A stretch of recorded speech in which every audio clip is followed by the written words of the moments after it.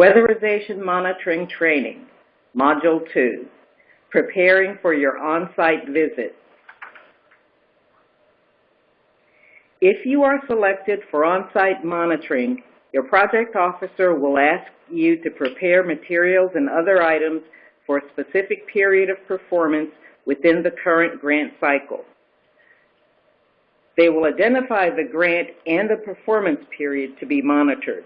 For example, they will notify you that they will monitor grant number EE000123, program year 2017, first quarter, that would be January through March 2017.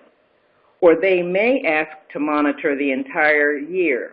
That would be July 1st, 2017 through June 30th, 2018. Once the dates and time period are selected, you will receive a meeting notification from the PAGE system alerting you about the scheduled visit. Development of monitoring visit agenda. Once the visit dates are set, the next step is to create a visit agenda and detail each day with your project officer. The agenda will include time for an entrance conference and introductions, allow time for discussion of any critical topics, outline the timetable to follow for each day, and have an agenda for the visit to the subgrantee's office and to the grantee's office.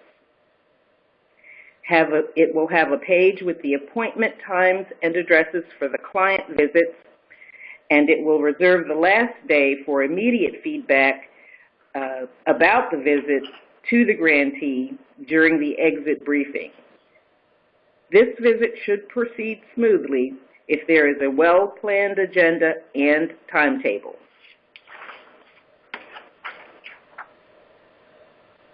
Development of the monitoring visit agenda.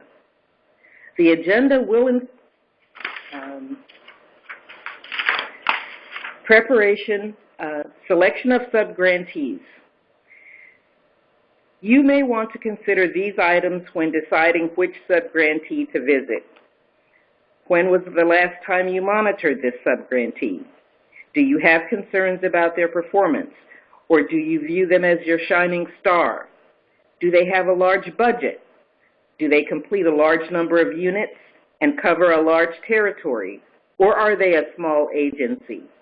Make sure all subgrantees that will be visited know that there is a DOE on-site monitoring visit scheduled and the specific dates. Preparation of the selection of units. After you have selected your subgrantees, identify the units to visit. Technical monitoring is DOE's opportunity to observe how well your program is providing energy efficiency services. So identify units that represent your local housing stock.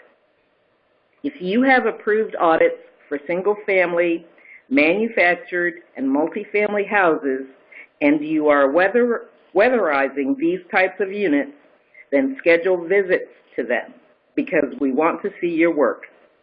We also want to evaluate how you use your audits on properties with different fuel types, electric heat, natural gas, or oil. So include a mixture of this in your unit selection if possible. And remember, we want to see a selection of completed and in-process units. Documentation. Supporting documentation to correspond to the grantee and subgrantee checklists should be ready and available in the office for the programmatic and management review. Carefully review the grantee checklist questions so that you have the appropriate documents ready. DOE wants to see paperwork that supports and verifies how you are implementing your program. These include executed and completed documents such as timesheets, paid invoices, and contracts. This also includes any policies that provide guidance on how you run your program. Work with your project officer to know what they want to see and how they want to see it, either electronic copies or hard copies.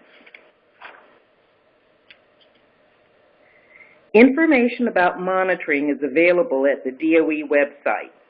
To get the checklist on the DOE site, you can go to the Weatherization Assistance Program's homepage using the link on the slide, and then select Technical Management Resources from the drop-down list.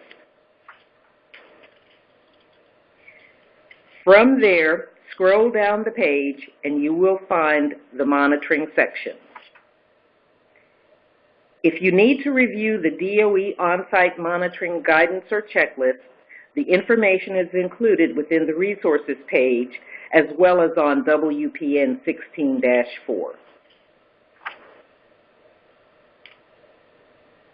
Materials and documentation.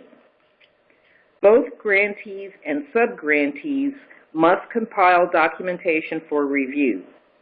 Here is the list for both offices. Your PO may request additional information.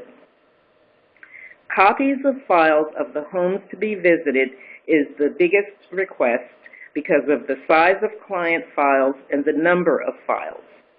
Please remember to make sure you redact any personal information such as social security numbers, full names, and birth dates. DOE encourages grantees to upload any materials that have been revised or updated from what was submitted with their application during the state plan review and approval process. This information can be uploaded into the page document library, which is found under Grant Administration Document Library.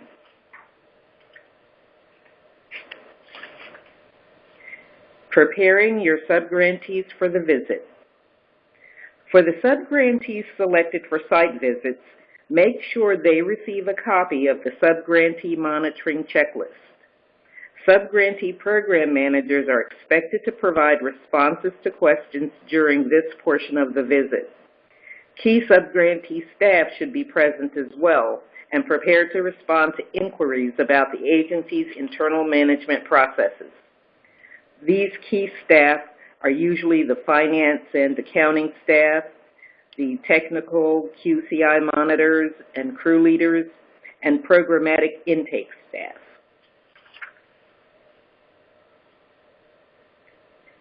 Share with your subgrantees what the expectations are for a DOE on-site monitoring visit. They should know that there are likely to be several people on the team. This will be the DOE staff, DOE contractors, as well as the state staff. DOE will shadow state monitors to see how they conduct their monitoring process and how they provide on-the-spot training and technical assistance. Technical assistance from DOE will be provided throughout the process.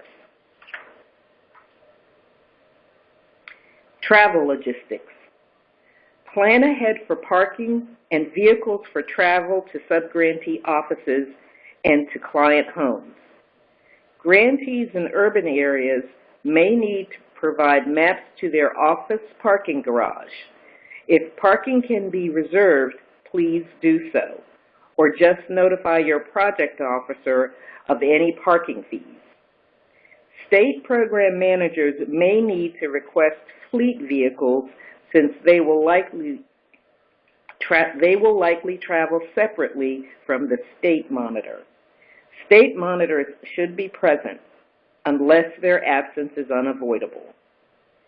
It can feel overwhelming for a weatherization client if many vehicles show up to their home, so we encourage grantees to try and minimize the number of cars traveling to the units you are visiting when possible. Equipment. Grantees and subgrantees both should have the proper equipment available. All equipment that is used during the audit, such as ladders, flashlights, etc., should be present and in good working condition. Infrared cameras should be charged and ready for use. Blower doors should be functional with calibrated manometers. If you use iPhone or iPad apps that can do infrared or other diagnostics, be sure to know how to use them. Be prepared with backup equipment if there is any doubt about their working condition.